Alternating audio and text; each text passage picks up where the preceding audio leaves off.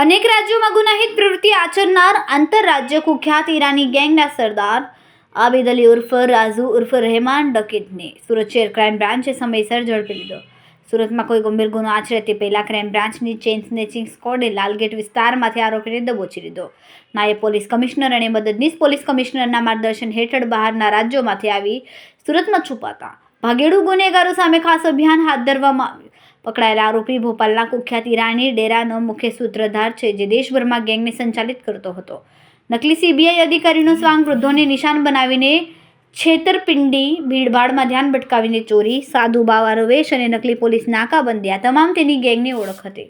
Police તપાસમાં ખુલ્યું કે રાજુ ઈરાની ભોપાલથી બેઠા બેઠા દેશભરમાં ગુનાઓનું આયોજન કરતો હતો અને પકડાયેલા આરોપીને રહેઠાણથી લઈને વકીલ સુધીની વ્યવસ્થા કરતો હતો।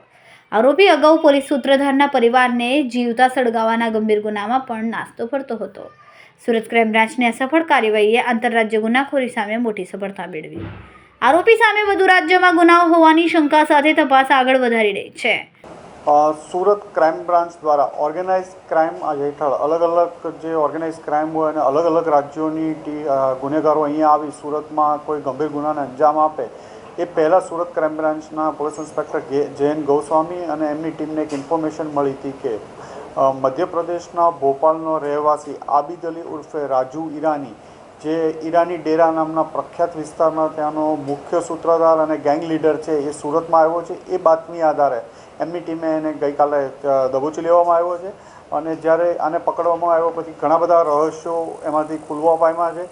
રાજુ ઈરાની ઉર્ફે રહેમાન ડકેતના નામથી પણ ત્યાં ભોપાલમાં પ્રખ્યાત છે અને અસંખ્ય ગુનાઓ આચર્યા। 2013-14થી ત્યાં 13-14 વર્ષથી એ ઈરાની ડેરા અમનનગર સોસાયટી છે ત્યાં રહે છે અને અલગ 6 ગેંગનો મુખ્ય સૂત્રધાર ગેંગ લીડર છે એ અને એનો ભાઈ જાકીર અલી એક વૈભવી જીવન જીવવાવાળા છે। ખૂબ પૈસા ટકે સુખી માણસ છે।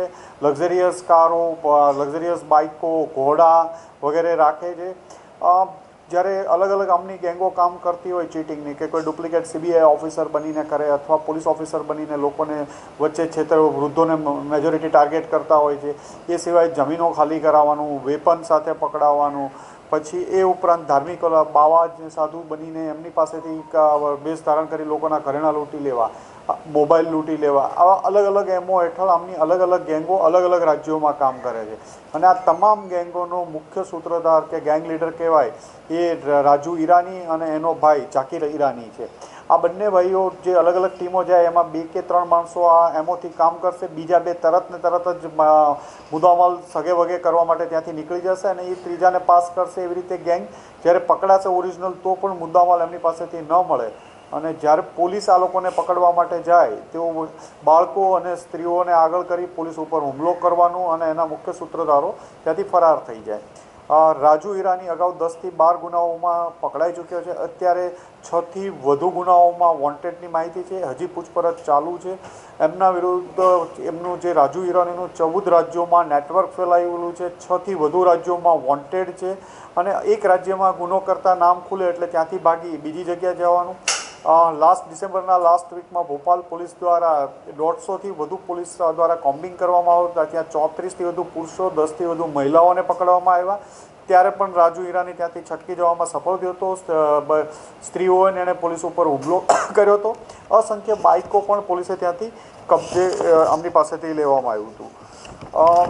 આ ઉપરાંત એમને જ્યારે કોઈ પોલીસને ઇન્ફોર્મેશન એમની આપે છે તો એમના જ એક સાગરીત સાબિર અલીએ પોલીસને ઇન્ફોર્મેશન ત્યાંના એક માણસે આપી હતી તો બંને ભાઈઓએ એમને ઘરમાં પૂરીને આખું ઘર સળગાવી દીધેલું। એ ગુનામાં પણ એ નાસ્તો ફરતો છે અને એના વિરુદ્ધ અસંખ્ય ગુનાઓ છે અને હાલમાં એની પૂછપરછ ચાલુ છે।